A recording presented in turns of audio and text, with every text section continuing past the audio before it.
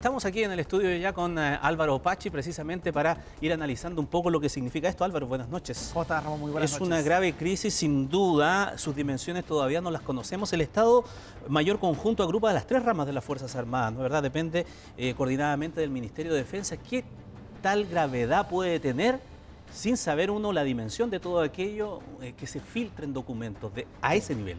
A ese nivel, bueno, tú lo dices, es el órgano de seguridad más importante del país. Es el que coordina a las tres ramas de las Fuerzas Armadas.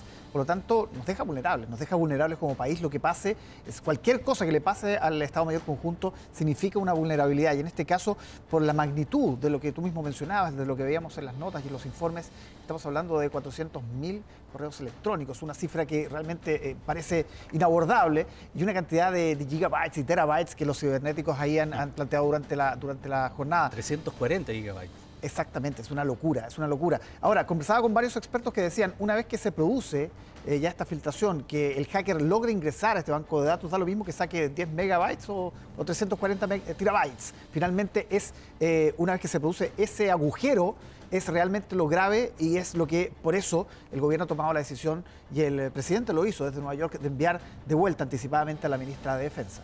¿Cuándo se supone, o de lo que se sabe hasta ahora, es que se enteró el gobierno de esta situación?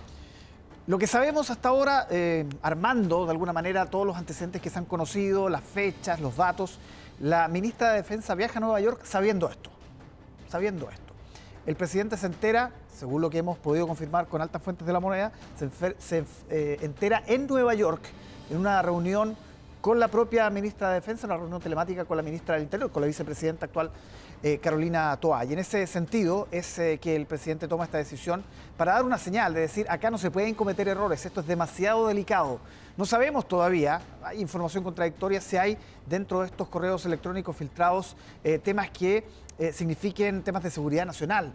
Pero de todas maneras, es tan grave lo que ocurre que el presidente toma esta decisión para decir, aquí no hay margen de error, vuelve la ministra, se hace cargo de este asunto, pese a que la ministra le explicó al propio presidente que ella había dejado funcionando una suerte de comité de crisis a cargo de un hombre muy experimentado, que es el nuevo subsecretario que acaba de regresar a ese cargo, Gabriel Gaspar, que ha tenido una larga trayectoria en los gobiernos anteriores. Sí, tiene larga trayectoria. Ahora, aquí las fechas son importantes, ¿no es verdad? Y luego tendrá que responder la autoridad para precisar aquello.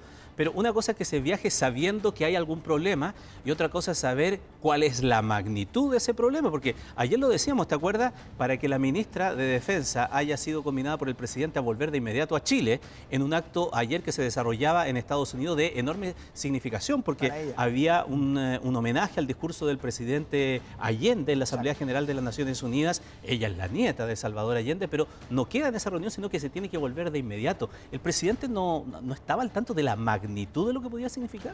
Todo lo que pudimos reportear apunta a eso. Aquí en esta reunión con la ministra del Interior, con la vicepresidenta Carolina Toá, realmente se exponen todos los detalles, y es ahí donde el presidente toma conciencia de la magnitud del problema y toma esta difícil decisión, como tú describes, para Maya Fernández. Incluso viajaron algunos dirigentes políticos especialmente para ese acto de conmemoración de los 50 años del discurso de Salvador Allende. Por lo tanto, evidentemente era algo que a la ministra le importaba, y sin duda le importó tener que regresar antes. Pero claro, es en ese momento donde se da cuenta realmente de que esta filtración es algo grave, que no sabemos los alcances todavía.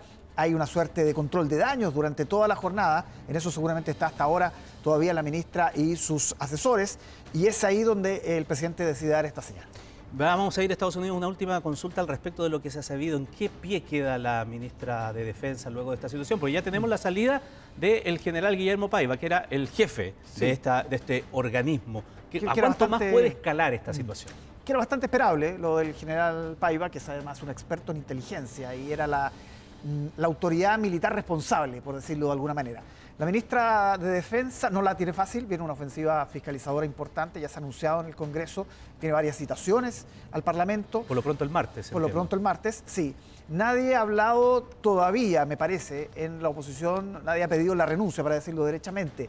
Pero yo estaría atento a lo que pase de aquí a los próximos días, cómo va escalando esta situación, los antecedentes que vamos a ir conociendo.